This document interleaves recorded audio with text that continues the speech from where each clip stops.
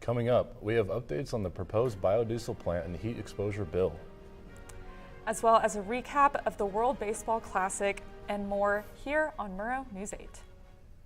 From the Northwest Public Broadcasting Studios on the campus of Washington State University, this is Murrow News 8.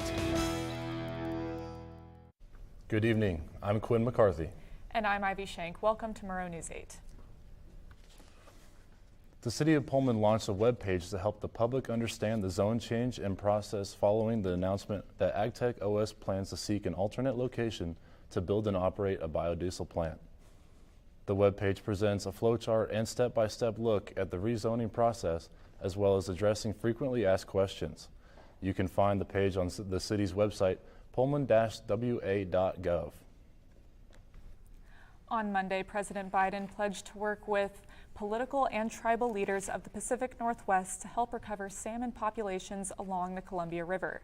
With wild salmon numbers on the decline for decades, the federal government is looking to restore habitats, reform hatcheries, and add minor tweaks to dams and other hydropower systems. President Biden said, quote, "We're not just protecting the livelihoods of people who depend on them, we're protecting the heart and soul of our national pride."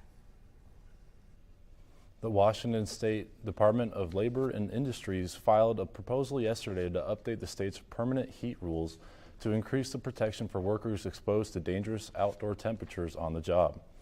The update includes specifics on providing shade for workers, cool down periods, and what temperatures require certain levels of action and observation.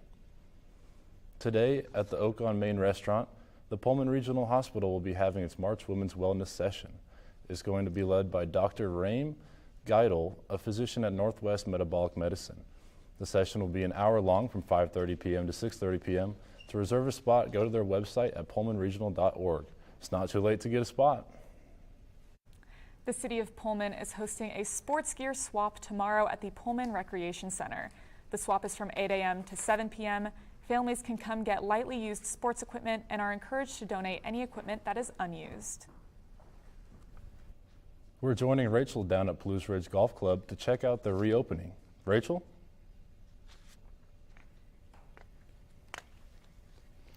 Thanks, Quinn. I mean, it is just a beautiful day out here at the Palouse Ridge Golf Club. I mean, there's some golf going on over here and more going on to my right as we move over here. They have special offers going on this week because it is currently opening week.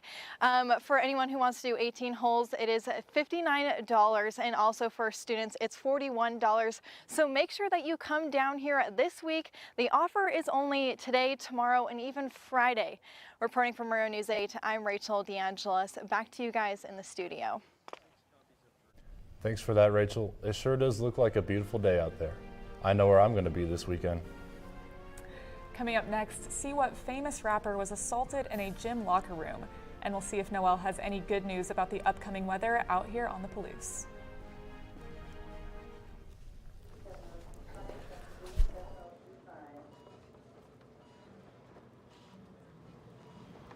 It's okay to be scared. You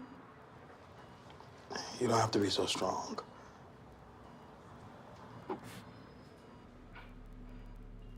Strength is not optional. This is my mother, my purpose. Real muscle is lifting her spirits between bedpans and bad news from doctors that doubt her strength. Strength is buried in bills, managing meds, and swallowing those moments of, "Mom, it's me, your daughter." Remember? My strength is super, but I'm still human, right? Look who's here. There she is. Thanks for your patience. Thank you so much. How you feel?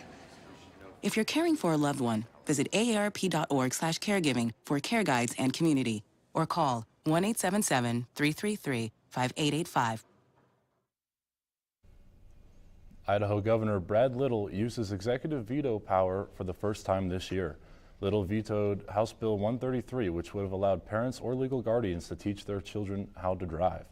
The House of Representatives failed to obtain 2/3 of the vote to block the veto. Little said he used his veto because he believed the law would create inconsistencies in drivers' training guidelines. President Biden signed a bill declassifying information on the origin of COVID-19. The bill requires the U.S. Director of National Intelligence to, quote, declassify any and all information relating to potential links between the Wuhan Institute of Virology and the origin of the coronavirus disease 2019 within 90 days. Congress voted unanimously to send the president the legislation earlier this month. Yesterday, rapper Tekashi 6ix9ine was beaten up by a group of men, warning the following video might be disturbing to some viewers. This is a cell phone video that shows the rapper being beaten up by a group of men inside an LA Fitness in South Florida. His attorney, Lance Lazaro, said his client was jumped while he was inside the sauna. He was taken to the hospital with injuries to his jaw, ribs, and back. Switching gears, Noelle, it was so beautiful when we were walking around outside today during our lunchtime. Can you tell me how much longer I'm going to be able to forget my coat at home?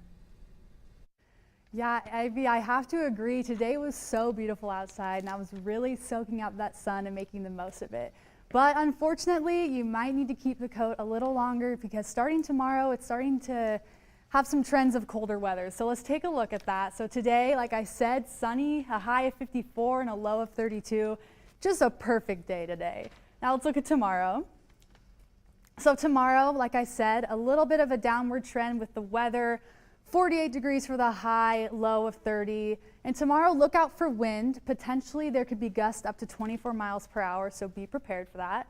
Now let's take a look at the state map. So here on the west side, we also had sun, 60 degrees the high, and 61 degrees and 60s. So just sun across the map today, which is just Washington was super happy today, and so was I. If we look here in central Washington, again, just beautiful 60-degree weather. And then coming here back home, not that far behind, a high of 58 and a high of 54 here on the eastern side of Washington, just amazing. Like I said, was eating that up. It was great. So now let's look at our weekly forecast. So let's talk about this a little bit. So tomorrow, we're going to get some clouds. And into the weekend, we might actually see some possibilities of snow happening. So be prepared for any sort of weather. But I'm hoping after this week, it'll get better again. That's all I have for weather today. See you guys back at the desk. Well, I surely did not see that snow coming this weekend, but I hope it doesn't stay long. Yeah, unfortunately so. We're going to have to bundle up again, but we got a treat today. Up next, we have a March Madness Sweet 16 preview for you all. And this weekend will be a crucial one for a WSU sport coming up on Murrow News 8. Adults has pre-diabetes, 1 in 3. That means it could be you, your favorite brother, your other brother, you, your football buddy, your football buddy, you, the boss's boss. If 1 in 3 adults has prediabetes, that means it could be you, your barber, your barber's barber. Nice work. Thanks. You, your plumber, Breathe right into your foot.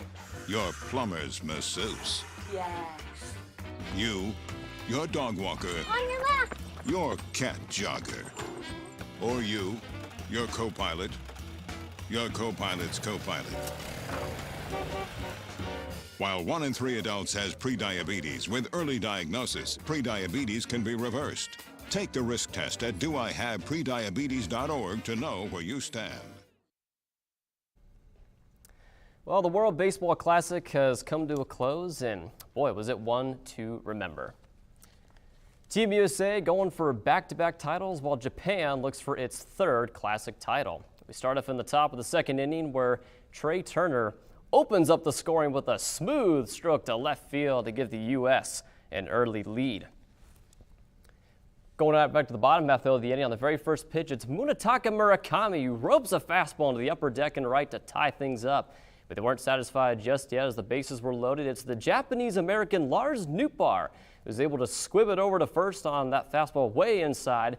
That brings in the runner from third. Nootbaar, the first player not born in Japan to play for the national team. Moving into the 4th, Japan continues to force the issue as it's Kazuma Okamoto with a solo moonshot to left center. And that one over the wall makes it a 2-run ball game. Fast forward to the 8th. Team USA, their backs against the wall. Kyle Schwarber, way back. No doubt about it. Makes it a one-run ball game, but it wasn't enough in the end as the Japanese sensation Shohei Ohtani closes the door on the Americans. And Japan walks home with their third WBC championship. Well, the madness continues throughout the back half of March. The Sweet 16 is right around the corner, and, well, we've got some exciting matchups to look forward to.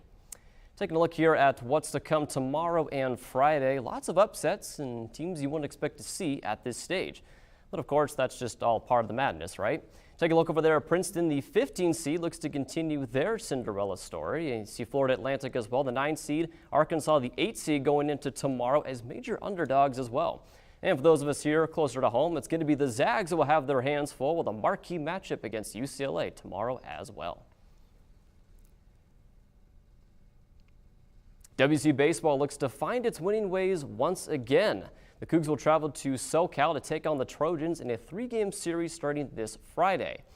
After a disappointing stretch where the Cougs went 1-4 despite an average of 7 to 8 runs a game, the 14-6 Cougs will look to turn things around and enjoy some nicer weather while they're at it. Thanks so much, Ryan. Coming up next, find out where you can get paid to drink on campus. And what national day it is today after the break on Murrow News 8. Days, months, Hey, I'm Jim from across the street. years, I'd like to give you this. a lifetime can rush by without realizing what we're missing. We lose some of the best moments, some that may never repeat, Come on. or detach from people around us. Our loved ones grow used to this pattern, but it doesn't have to be that way. We have a choice to take action.